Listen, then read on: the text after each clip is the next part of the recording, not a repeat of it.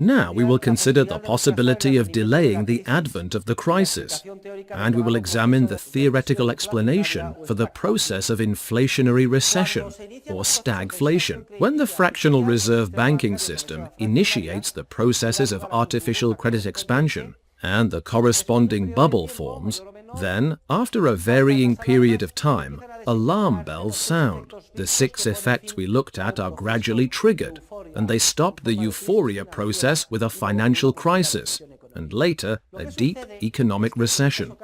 Many times, when the first warning signs appear, as a rise in the price of productive factors, raw materials, consumer goods, etc., a crisis is not viewed as politically admissible. Things cannot go badly, and thus social pressure is applied on authorities, and even within central banks themselves, in an attempt to solve the problem by giving more alcohol to the patient, who is already beginning to feel the effects of the drinking binge in the form of a hangover. Historically, action has often been taken at the first sign that the whole process of artificial credit expansion is going to collapse, and further doses of credit expansion have been injected, and at a progressively increasing rate. Indeed, with this policy, it is possible to delay the advent of a crisis. But take note, this delay, this postponement of the arrival of the crisis can be achieved only at a great cost.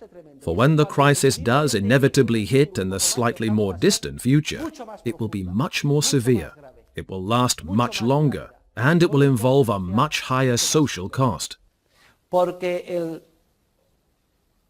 This is because the widespread process of malinvestment which takes place will be far more profound and extensive. I want to emphasize this point, because this is precisely what happened in the last crisis.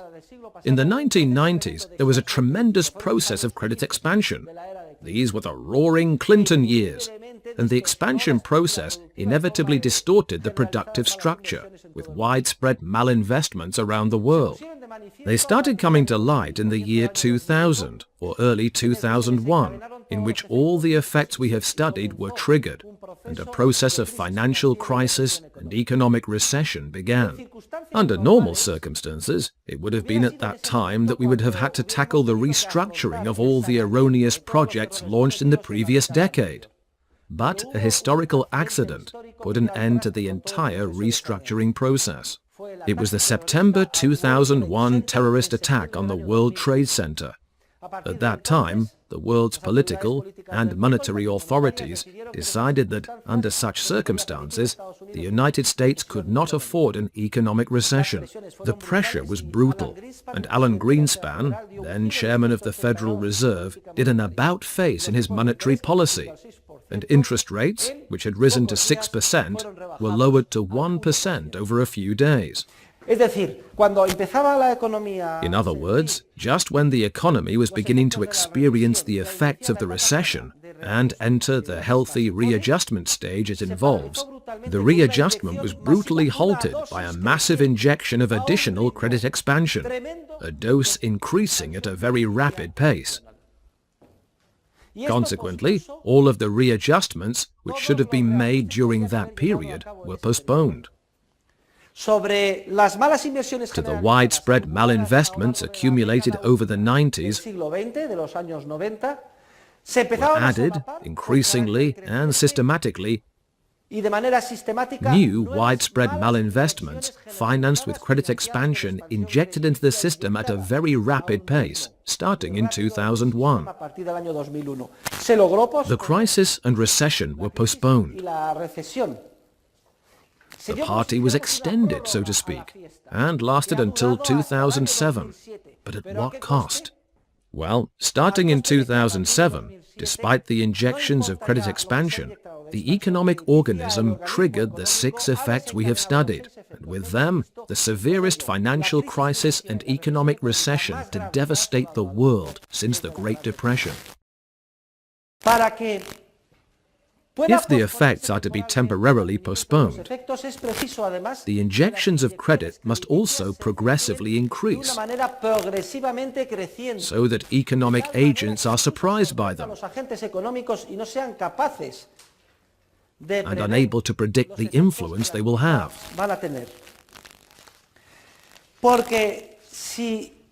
For if credit expansion stops or slows down, the 6 effects we have studied are triggered, along with the financial crisis and economic recession.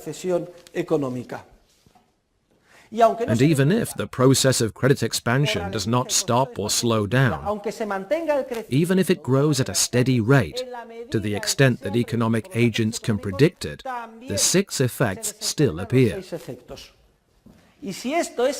And if this happens, a situation can arise in which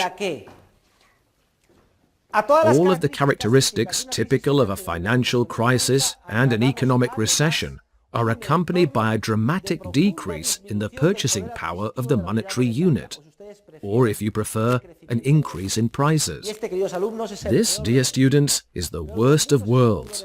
The worst of worlds is one in which we have a profound financial crisis and a serious economic recession with high unemployment, like we have now, but also, and this is not present now, severe inflation, a significant rise in prices, or if you prefer, a great decrease in the purchasing power of the monetary unit.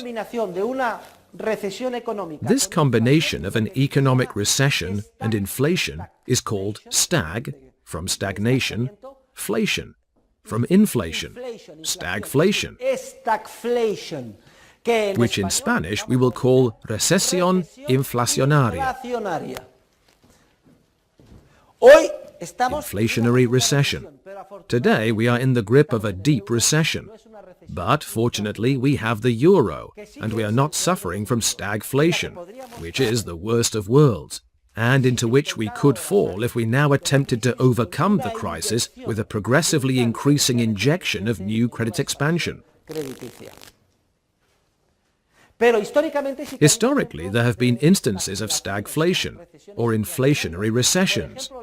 Think of the profound economic recession and high unemployment that marked the poorly named oil crisis of the 1970s, which was not really an oil crisis.